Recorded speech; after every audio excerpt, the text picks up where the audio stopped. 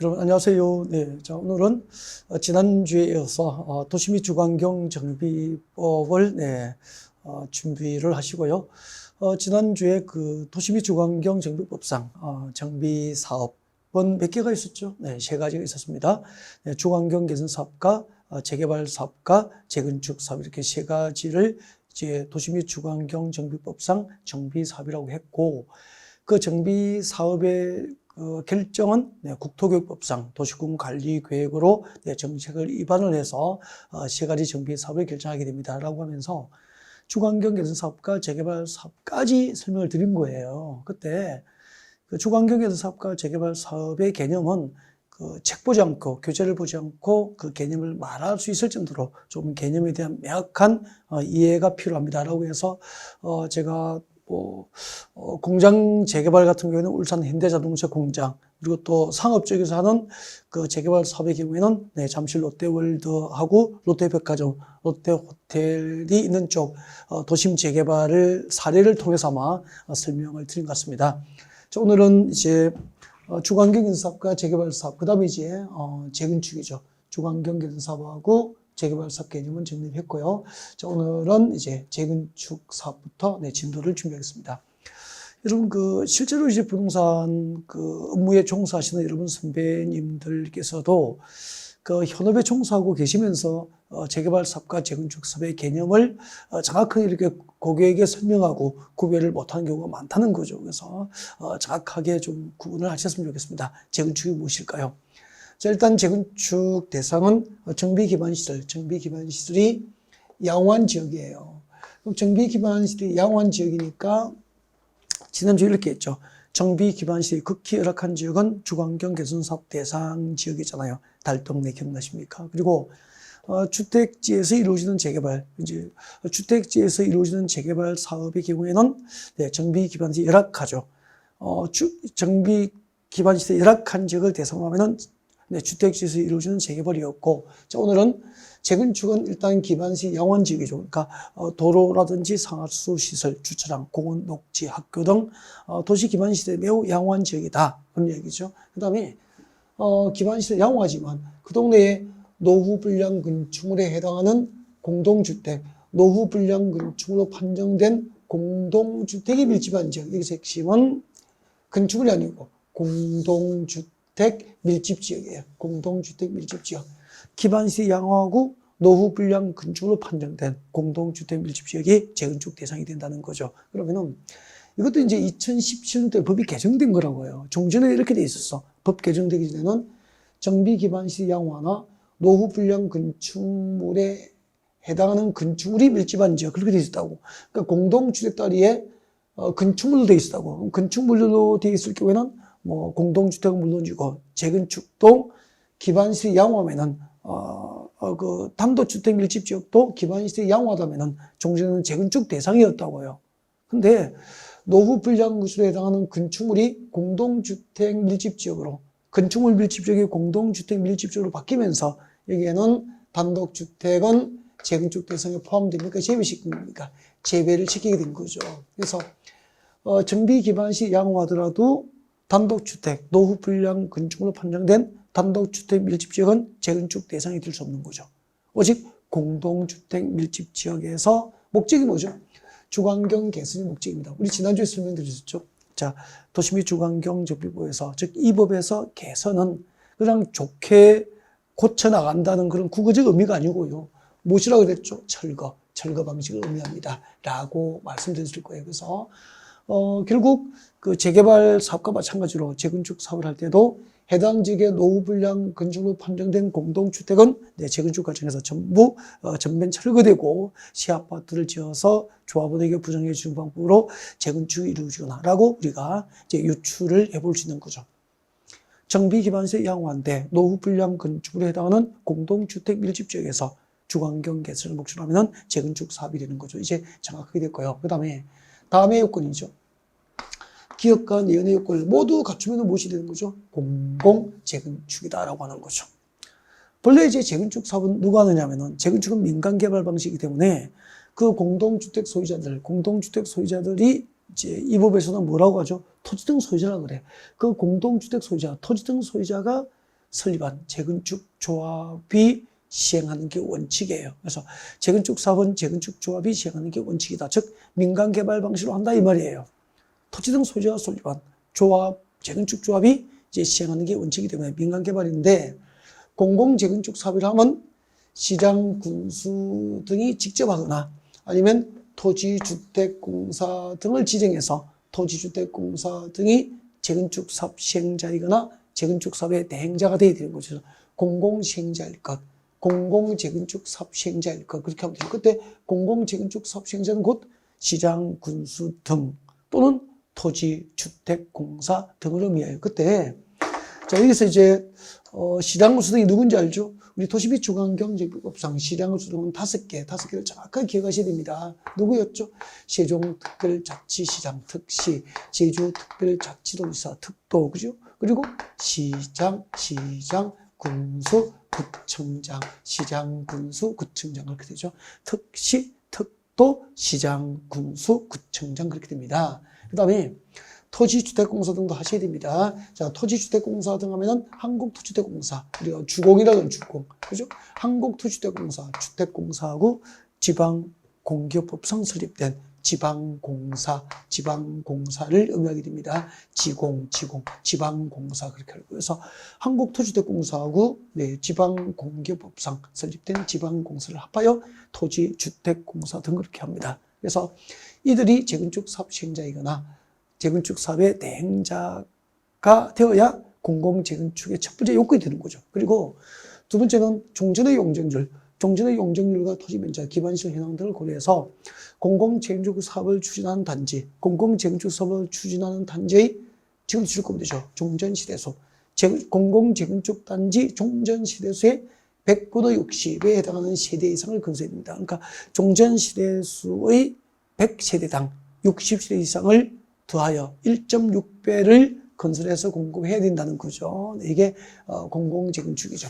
공공재건축이란 공공재건축 사업 시행자일 것, 공공시행자일 것, 그죠? 그 다음에 종전시대수의 100분의 60, 1.6배 이상을 건설해서 아파트를 공급할 것, 그렇게 되는 거예요. 네, 자 지금까지 도시 및 주관경제법상 지난주에 이어서 주관경제사업과 재개발사업과 그리고 재건축 사업에 대한 개념을 정리를 해드린 거고요. 그 다음에 이제 노후 분량구축을 한번 보자고. 여러분, 우리 아파트 모델하우스 가면은 모델하우스 구경을 가잖아요, 그죠? 모델하우스 구경 가면은 진짜 뭐 완전히 모델하우스 딱 들어가면은 이거 환상이죠, 환상. 그죠? 환상이죠. 네.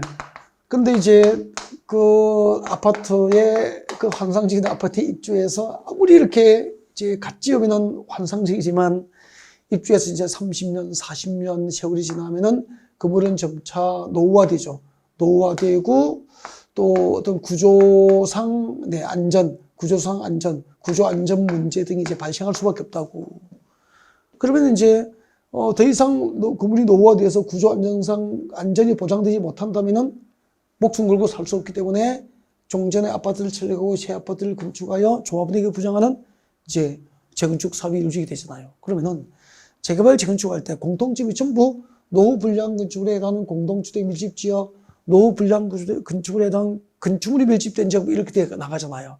그러면은 어느 정도 낡아야 노후 불량 건축물인지 이 객관적인 그 노후 불량 건축물 판정 기준이 필요하잖아요. 그래서 우리 정비법에서는 노후 불량 건축을 하면 다음에 해당하는 건축물이라고 법으로 만들게 된 거죠. 그래서 자, 이 정도 노후화된 것은 객관적으로 이 법상, 정비법상 노후 불량 건축물이고, 그 노후 불량 건축으로 판정된 공동주택 밀집지역은 재건축, 노후 불량 건축으로 판정된 건축물이 밀집된 지역이라면은 재개발, 노후 불량 건축물로 판정된 건축물이 과도하게 밀집된 지역이라면은 주관경계에서 사업 이렇게 되는 거예요. 그러면 노후 불량 건축물 개념 보겠습니다. 자, 우리는 그 시험을 준비하는 입장이기 때문에 몇 가지만 체크해서 기억하시면 돼요. 자, 보십시오. 건축물이 훼손되거나, 자, 이 법상 노후 불량 건축을 하면 건축물이 훼손되거나 일부가 멸실되어서 붕괴, 그 밖에 안전사고 우려가 있는 건축물은 노후 불량 건축에서 붕괴, 붕괴, 안전사고 우려가 있는 건축물 그렇게 기억하면 되잖아요. 붕괴나 안전사고 우려가 있는 건축물은 네, 이 법상 노후 불량건축이다 그렇게 하시면 됩니다.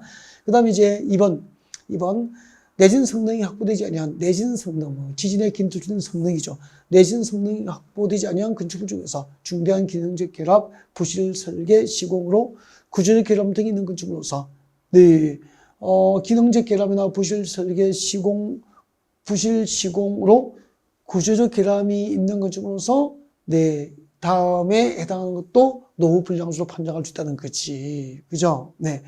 참고해서 이거는 읽어보시면 돼요. 그냥 참고해서 읽어보시면 됩니다. 네.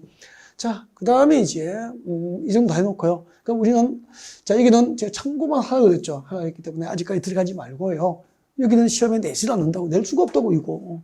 용어적으로 한 줄 넣을 수가 없다고. 그래서 1번만 기억하시면 돼요, 일단은.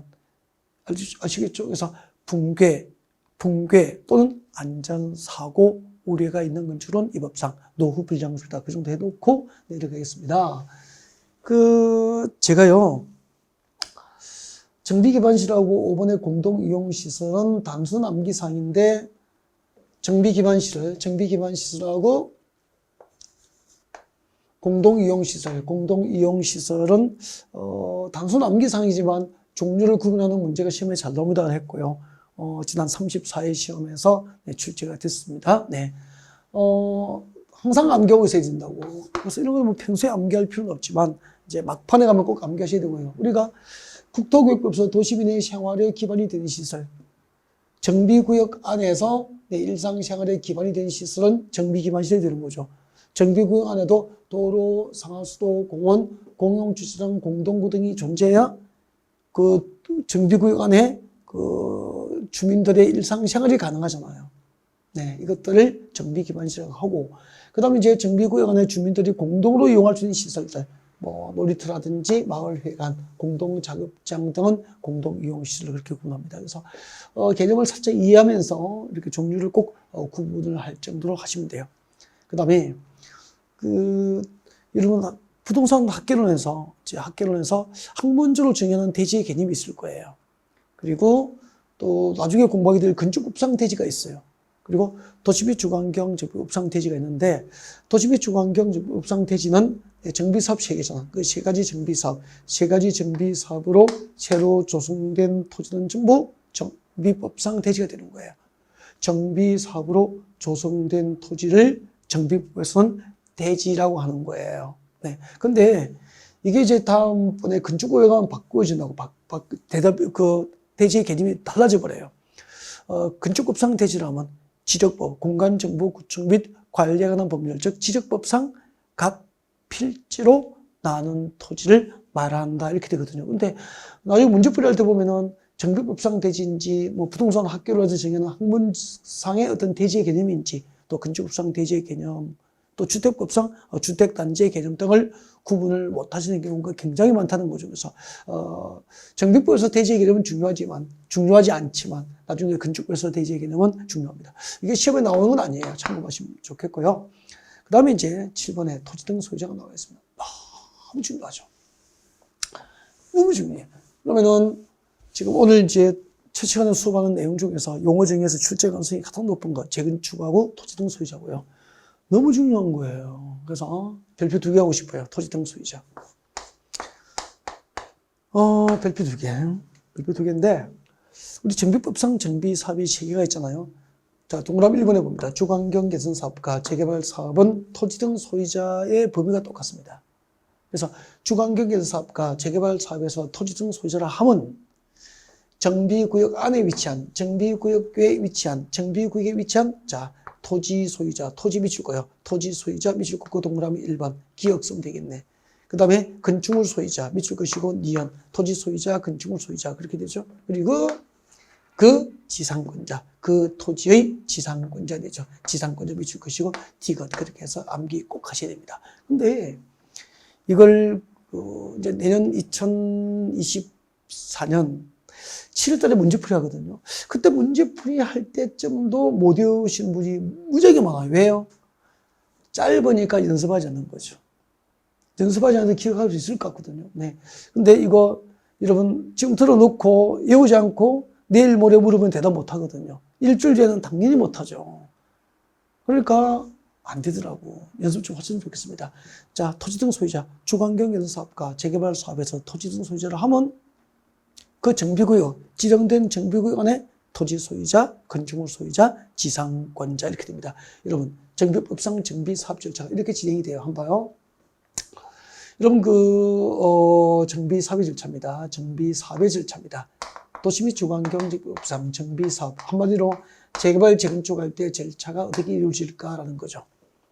나중에 이제 기본 이론 강의 시간에 배울 건데, 제일 먼저 이제 정비기본계획이 있어요. 정비기본계획, 정비기본계획, 정비기본계획이라고 있습니다. 이 기본계획으로 그 대도시 지역에서 정비사업의 기본 방향이 제시됩니다. 방향 제시.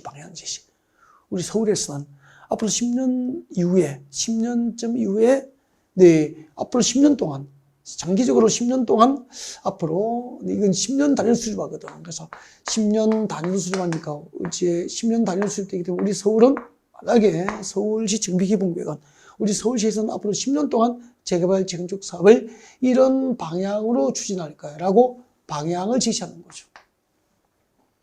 네.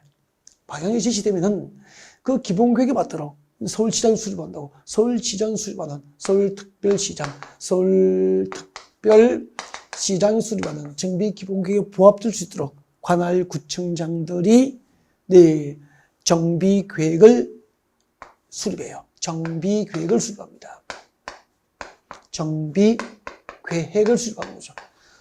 서울특별시장이 수립한 서울시 정비기본계획에 맞도록 관할 구청장들이 정비계획을, 즉 관할구청장이니까 재건축이 필요한 구의 구청장, 재개발이 필요한 구의 구청장들이 이제 정비계획을 입안하고, 이 정비계획을 정비계획을 첨부를 해서 서울시청에 정비구역 지정을 신청합니다. 정비구역 지정을 신청을 하면은 서울시장은 서울시도시계획위원회에 심의를 거쳐서 이제 재개발, 재건축이 필요한 지역에 정비구역으로 지정하여 고시를 하게 되는 거죠. 여기다가 정비구역이다라고 지정고시하는 거죠. 이렇게 하면 무슨 말인지 잘 모르겠죠. 조금만 보여드릴게요. 한번 봐요.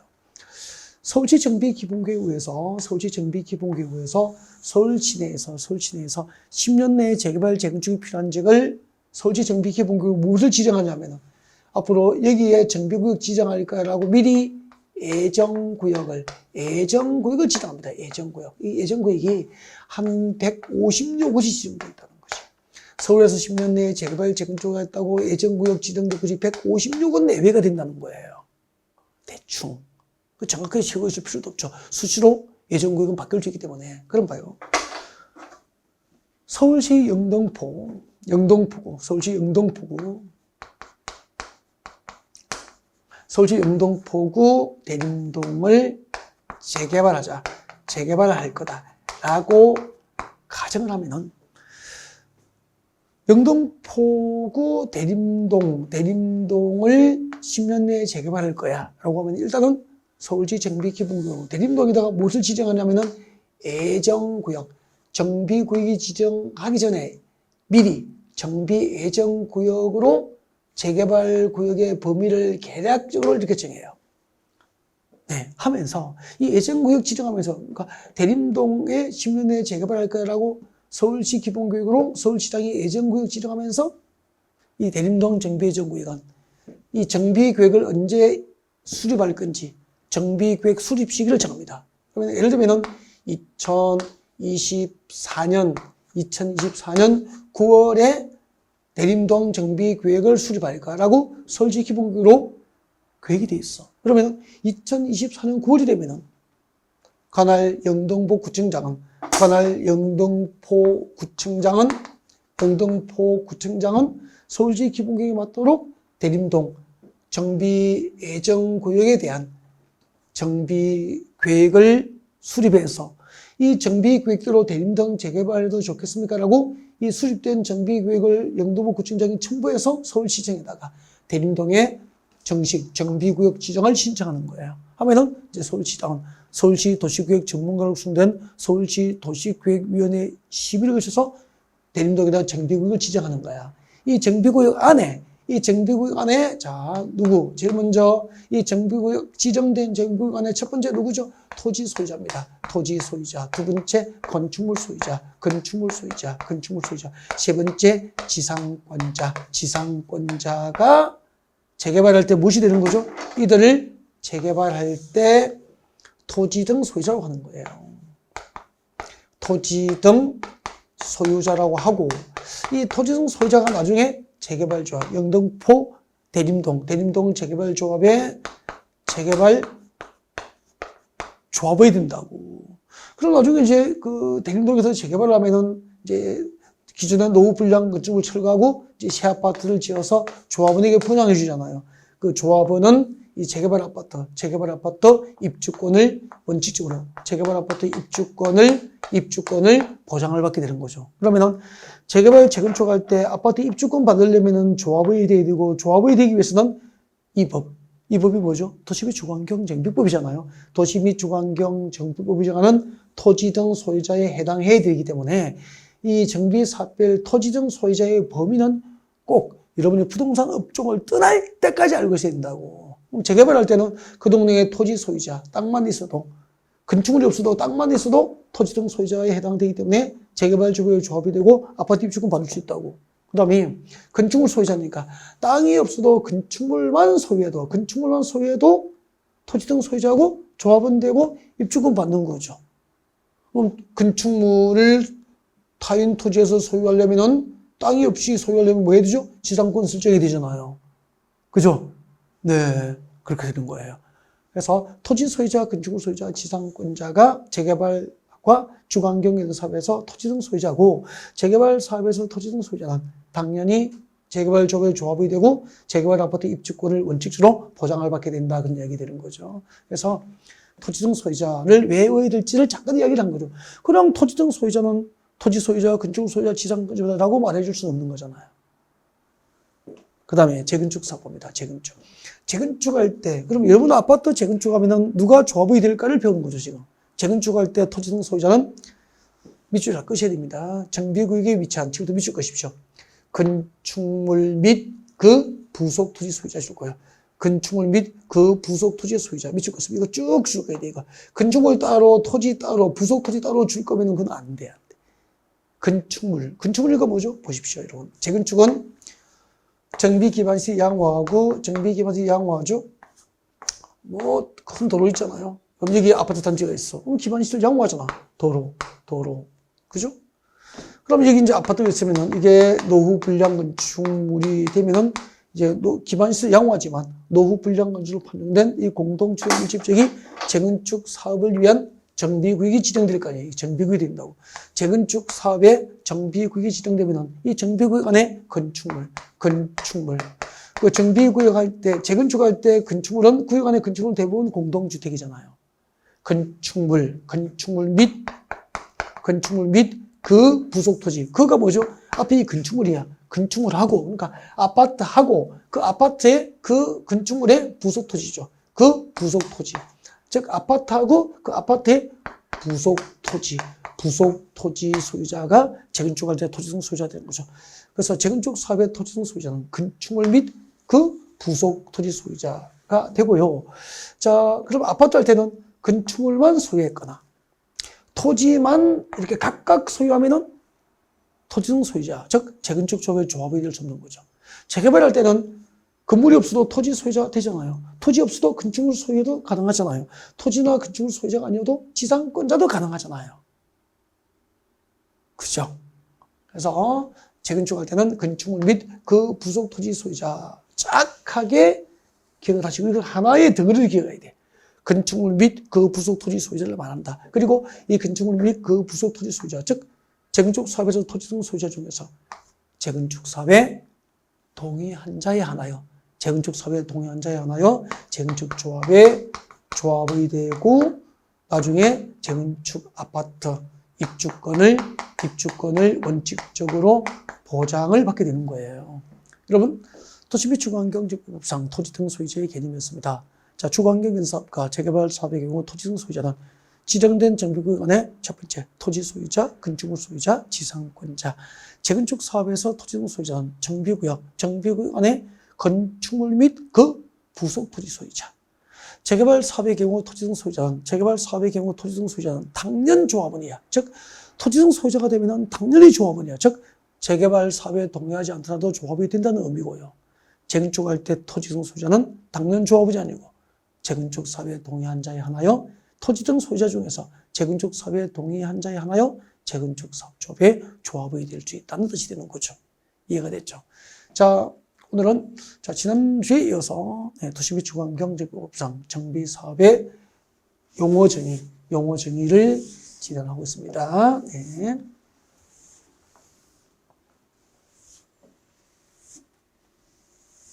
이제 재개발 재건축도 확실하게 개념 구분하셨죠? 못하셨다고요? 자, 토지 등 소유자입니다. 토지 등 소유자. 암기하셔야 되죠? 토지 등 소유자. 아까 말씀드렸죠? 자, 도시 및 주거환경정비법상 토지 등 소유자를 하면 한국토지주택공사법상 설립된 밑줄 긋죠? 한국토지주택공사하고 지방공기업법에 따라서 주택사업을 수행할 목적으로 설립된 지방공사, 한국토지공사와 주택사업 수행을 목적으로 설립된 지방공사를 토지주택공사하고 지방공사를 합하여 이 법에서는 토지주택공사 등이라고 합니다. 자, 그리고 이제 제가 편의상 그냥 토지주택공사 등을 저는 토지주택공사를 주공아파트 그러잖아요. 주공등 그렇게 하고 주공등 하면은 한국토지주택공사와 지방공사를 의미한다 이렇게 하면 되죠. 여기까지 해서 도시 및 주거환경정비법상 네. 용어 정의를 모두 마무리를 하고요. 건축법 들어가기 전에 살짝 하나 이제 비교를 좀 해볼게요. 여러분, 우리 지난주에 이제 얼핏 그 도시개발 사업에서 수용 방식과 환지 방식을 배우셨잖아요. 수용 방식과 환지 방식을 배우셨는데, 잠깐 한번 봐요. 여러분, 환지 방식으로 신도시를 개발합니다. 지난주 설명드렸어요. 환지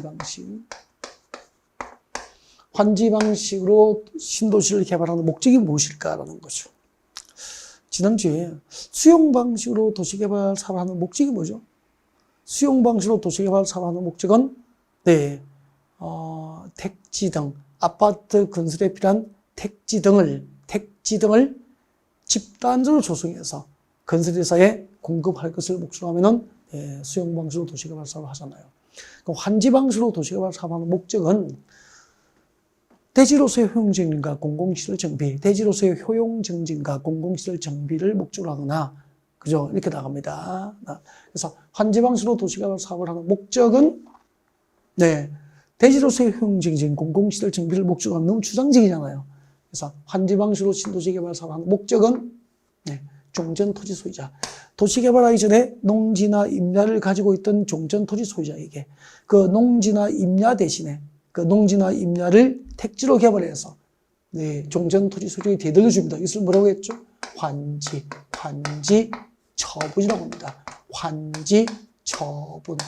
도시개발 사업 전 종전 토지 소유자, 신도시로 개발을 하기 전 원주민들이 가지고 있던 농지나 임야 대신에 이제 그 지역에서 신도시가 개발되고 나면 택지나 상가 용지가 조성됐잖아요. 이 조성된 택지나 상가 용지를 종전 토지 소유자들에게 환지로 되돌려주는 행정처분을 뭐라고 했죠? 환지처분이라고 한다고. 그러면 환지 방식으로 신도시 개발 사업하는 목적은 사업전 종전 토지 소유자에게 새로 조성된 택지 등을 환지 처분해주는 게 목적이라. 그때 도시개발하기 전 종전 토지자 갑에게는 도시개발이 끝나고 몇 번지 위치에 몇 층부터를 환지 주고, 을에게는 몇 번지 위치에 몇 층부터를 환지 주고, 또 신도시에 학교는 몇 번지에 몇 층부터를 학교 용지로 하고, 시청 용지는 몇 번지 몇 층부터 할 건지 계획을 합니다. 자, 이렇게 환지 설계 등을 내용을 하는 계획이 무슨 계획이었죠? 환지 계획이다. 환지 계획이다. 그렇게 아마 설명을 드렸고요. 아직까지 이해가 잘 되진 않을 수 있습니다. 그 다음에 지금 우리는 무슨 사업을 하고 있는 거죠? 도시 및 주거환경정비법상 정비 사업을 하고 있다고. 정비 사업을 하고 있죠. 그러면은 정비 사업은 재개발 사업과 재건축 사업이 대표적이잖아요. 이게 실제로 부동산 시장에서 세 가지 정비 사업 중에서 재개발 재건축이 10중 8구니까 그러면은 재개발 재건축 사업의 목적이 뭐죠? 쉽게 이야기하면은 여러분 아파트 재건축하는 목적이 뭐죠? 살고 있는 아파트가 노후화되고 구조 안전성 문제가 있으니까 이를 철거하고 새 아파트 지어서 분양받는 게 재건축 사업의 목적 아닙니까? 그렇게 하니까 참 쉽다, 그죠? 네. 그래서 그것을 뭐라고 하죠? 분양처분이죠, 분양처분. 분양처분. 분양 신청한 재개발 재건축 사업의 조합원에게 새 아파트, 새로 건설된 아파트를 분양해주는 행정처분을 분양처분이라고 하는 거죠. 그래서 도시개발법상 환지 방식으로 도시개발 사업을 하는 목적은 종전토지 소유자에게 새로 조성된 택지 등을 환지 처분해주는 게 목적이고, 도시및 주거환경정비법상 정비사업의 목적은 정비사업의 목적, 즉 재개발 재건축 사업을 하는 목적은 사업전 토지 등 소유자, 조합원에게 재개발 재건축 사업의 조합원에게 종전 건축물 대신에 새로 정비사업으로 새로 조성된 건축물과 그 공유 지분을 분양 처분해 주는 게 목적이라고. 그때 분양 신청한 조합은 누구에게는 몇 평짜리 아파트 몇 동 몇 호를 분양해 주고 또 누구에게는 몇 평짜리 아파트 몇 동 몇 호를 분양해 줄 것을 미리 계획을 하거든. 이렇게 분양 처분할 내용을 미리 정한 계획을 우리 도시및 주거환경정비법에서 무슨 계획이라고 하냐면 관리 처분 계획이 되는 거죠. 이 관리 처분 계획에 의해서 이제 재개발 재건축 조합원이 분양받을 아파트 동호수 등이 관리 처분 계획으로 결정이 되는 거예요.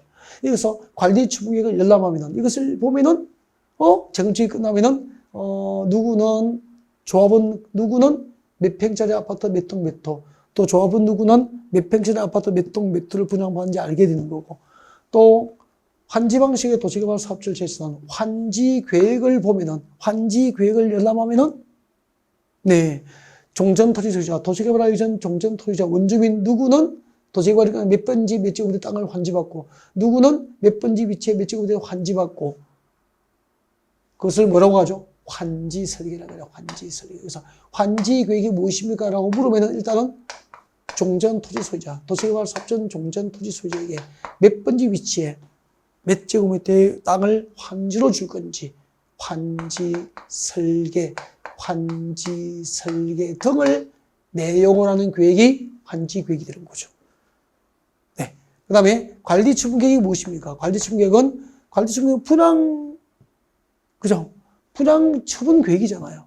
분양 신청한 조합은 누구에게 몇 평짜리 아파트 몇 동 몇 호를 줄 건지 그것을 분양 설계라 그래요. 분양 설계. 네. 분양 설계. 그래서 관리 처분 계획이란 분양 설계. 아파트를 분양할 때 분양 신청한 조합은 누구에게 몇 평짜리 아파트 몇 동 몇 호를 줄 건지 설계하는 게 분양 설계야. 동호수 결정하는 거죠. 아파트 동호수를 결정하는 분양 설계 등을 내용을 하는 계획은 관리 처분 계획이 되는 거죠. 분양 설계 등을 내용을 합니다. 뭐죠? 관리 처분 계획. 환지 설계 등을 내용을 합니다. 환지 계획. 그렇게 되는 거예요. 일단은 환지 처분과 분양 처분을 한번 대비시켜서 도시개발법에서 환지 계획에 해당하는 것이 도시 및 주거환경정비법 가면은 관리 처분 계획이 된다. 뭐 이 정도의 개념 정의를 일단 해두고, 지금은 이렇게 들어보시고 들을 때 좀 이해가 될 듯 하다가 말고 막 그게 정상이거든요. 그래서 지금 이렇게 한번 들어보세요. 그냥 환지 방식, 그리고 뭐 환지 계획, 환지 설계, 그리고 정비법에서 분양 처분, 관리 처분 계획, 분양 설계, 이렇게 단어만 한번 들어보면 돼요. 그리고 이제 총정리 이론 강의 시간에 다시 상세하게 세부적으로 공부를 하게 되니까 일단은 용어를 한번 들어봤으면 좋겠다. 이렇게 해서 지난주에 이어서 도시개발법과 도시및 주거환경정비법을 모두 마무리를 하겠습니다. 하고 이제 건축법으로 넘어갑니다. 건축법으로 넘어갈 거예요.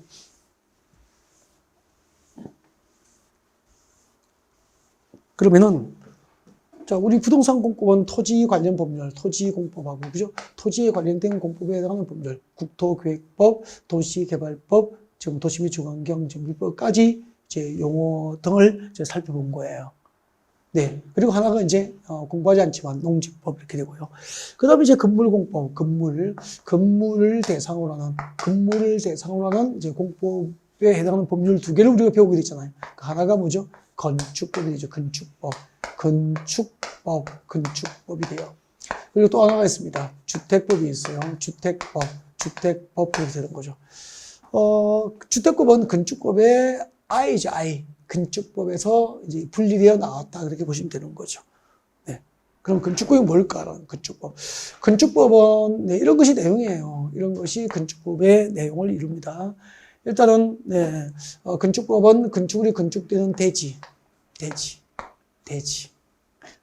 어디에 집을 지어야 될까? 산에다가 바다에다가 집을 지을 수는 없잖아. 대지에 지어야 되거든요. 그럼 대지가 무엇일까? 법으로 정해놨다고. 네. 그 다음에 이제, 대지와 도로의 관계. 왜요? 우리 대지가 있으면은 건물을 짓죠, 이제. 그죠? 건물을 지으면은 사람이 그 건물을 이용을 해야 되잖아, 이렇게. 사람이 이용해야 되니까 사람은 다녀야 되잖아, 그죠? 어디를 다녀야 되죠? 도로가 있어야 다니죠. 그래서 이 대지와 도로는 2m 이상을 접하는 부분이 있어야 한다. 이게 원칙이에요. 그래서 대지와 도로의 관계라 그래. 이런 것들. 대지와 도로의 관계. 그 다음에 이제 대지. 그 다음에 건축 절차. 건축물의 구조. 또 건축물의 높이 제한. 등등을 내용을 하는 법이 이제 건축법이고요.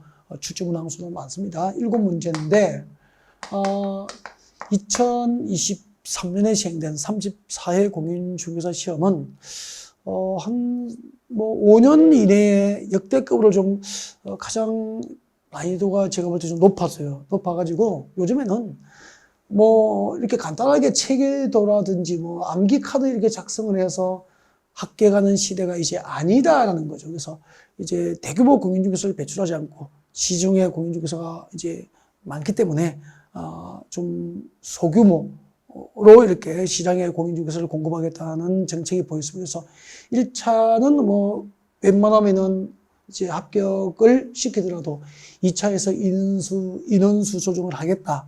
그래서 합격자를 3만 명 넘게 배출하지 않겠다는 강한 어떤 의지의 표현이 좀 담긴 그런 시험이었다. 저는 그렇게 평가하거든요. 그래서 요즘에는 2024년도에 새로운 공인중개사 시험을 준비하는 여러분은, 정말로요. 여러분 이제 이렇게 입문과정 들으시고, 그 다음에 이제 강의가 그 기본 교재, 기본서라 그래요. 그죠? 문제집 앞에 기본 교재를 가지고 이제 공부하게 될 거야. 800페이지 분량 내비가 되잖아요. 그 기본서를 강의를 들으면은 이제 혼자 공부를 할 수 있기 위해서 이해를 돼야 책을 볼 수 있으니까, 지금 그죠? 입문 과정을 하는 거죠. 그래서 그 이해가 돼야 교재를 볼 수 있으니까 여러분 기본서를 많이 봐야 돼요. 첫 번째 강의를 들을 때는 그냥 구경만 한다는 마음으로 가볍게.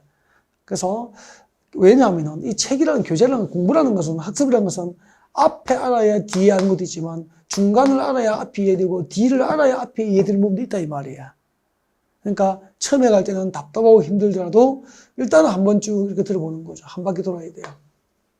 그럼 두 번째 들어보십시오. 두 번째 들으면 훨씬 이해가 많이 되고요. 안 들리던 게 들리게 되고 안 보이던 게 보이게 되는데 그게 이제 한 번, 두 번, 세 번 최소한 시험 때까지 한 5번 이상은 되어야 전체적인 어떤 숲도 보이고 중요한 테마도 보이고 암기상도 암기를 하게 돼요. 이렇게 완벽한 수험 준비 아닐까? 맞죠? 이렇게 기초 입문 과정으로 시작해서 이렇게 좀 범위를 넓혀서 학습을 하셔야 되는데 이것만 반복하면 참 좋은데 이제 여기서 이제 또 무엇을 만들어내죠? 체계도를 만들어내죠. 체계도. 보면은 편집 보면 참 공부가 제대로 될 것 같죠. 시중에 나오는 체계도 보면은 너무 줄여가지고 글자 이거는 이 조문이 시험 나오지 이게 체계도에 이거 토막이 시험에 나오는 거 아니다 이 말이야. 전체적인 흐름을 이해하는데 좋아요. 참고자를 하면 되지. 이게 쭉 짜고 이거만 본다든지 뭐 쭉 짜고 특강 자료만 본다든지 하면은 범위가 좁아지기 때문에 시험지를 받으면은 이제 하늘이 오래진 경험을 하게 된다고. 아셨죠? 그래서 우선 전체적인 흐름과 체계를 파악하기 위해서 한두 번 다뤄보는 게 좋다. 한 번 정도 다뤄보는 거, 한두 번 다뤄보는 건 좋은데 마지막까지 일일이 놓지 않고 반복해야 될 것은 기본서라는 거죠. 기본서. 선생님, 기본서는 너무 두꺼워서요? 아니요. 밑줄 긋고 설명한 것은 그렇게 두껍지 않아요. 그 밑줄 긋고 설명한 것만 모아도 체계도가 되고 요약집이 된다고. 그래서 체계도 요약집은 단기간에 빨리 한번 돌려보는 의미가 있는 거고 끝까지 손 놓지 않아야 될까. 마지막까지 여러분을 배신하지 않는 것은 기본서다라고 말씀을 전하고 싶습니다. 네. 자, 그 다음에 이제 우리 건축부에서는 건축의 용도에 관하여 규정하고 있거든요. 용도. 여러분, 우리 국토교육부에서 땅은 용도별 종류가 몇 개죠? 주거적, 사업적, 공공적, 녹지지역이 있고요. 주거적, 사업적, 도시적, 관리적, 농림적, 자연환경 보호지역이 있고요. 그 중에서 도시적과 관리적이 다시 세분되면은 도시적 안에 16개, 도시적 밖에 5개에서 땅의 종류는 용도별로 21개가 있잖아요. 우리 건축물의 종류는 용도별로 건축의 종류가 29개. 29개가 있다. 그 29개의 용도를 주된 것을 위험한 29개의 용도가 있는데 그 중에서 이제 단독주택과 공동주택에 관한 사항만 뽑아서 만든 게 주택법이에요. 주택. 그러니까 모든 건축이 아니고 주택을 어떻게 건설하지? 주택 건설 절차. 즉, 아파트를 지을 때 절차. 건축법에서 집을 지으면 건축허를 받는다고. 주택법에서 집을 지으면 주택 건설 사업계획 승인을 받는다고. 그래서 주택 건설 절차. 그리고 건설되는 아파트를 분양하죠. 분양합니다. 자, 그것을 공급한다 그래. 주택 공급에 관한 사항, 주택 공급. 그 다음에 이제 건설된 아파트를 공급은 분양이거든요. 분양받아서 입주해서 살다가 이제 리모델링 합니다. 리모델링에 관한 사항. 자, 이 세 가지가 주택법의 중요 테마가 된다고. 자, 건축법상 건축의 용도 분류에서 단독주택과 공동주택으로 용도 분류된 주택의 건설, 주택의 공급, 주택의 리모델링에 관한 사항을 세부적으로 규정하기 위해서 건축법에서 독립에 나온 법이 주택법이다. 그렇게 하시면 되죠. 자, 우리는 지금부터 이제 건축법을 공부하실 텐데요. 첫 번째, 건축법을 공부하기 위해서 필요한 용어 정의부터 제 진도를 준비를 하실 거예요. 자, 우리 좀 시간이 링건하니까 우리 건축법은 이렇게 해놓고 건축법상 용어 정의부터 시작을 할지도 그렇게 하고요. 일단 건축법을 배우고 나중에 이제 건축법과 주택법의 차이를 우리 주택법 할 때 건축법과 주택법이 이렇게 차이가 있습니다라고 잠깐 차이를 좀 비교 설명을 한 다음에 또 주택법 들어갈지도 그렇게 하겠습니다. 아시겠죠? 네. 자, 건축법상 용어 정의부터 다음 시간에 시작을 하겠습니다. 네.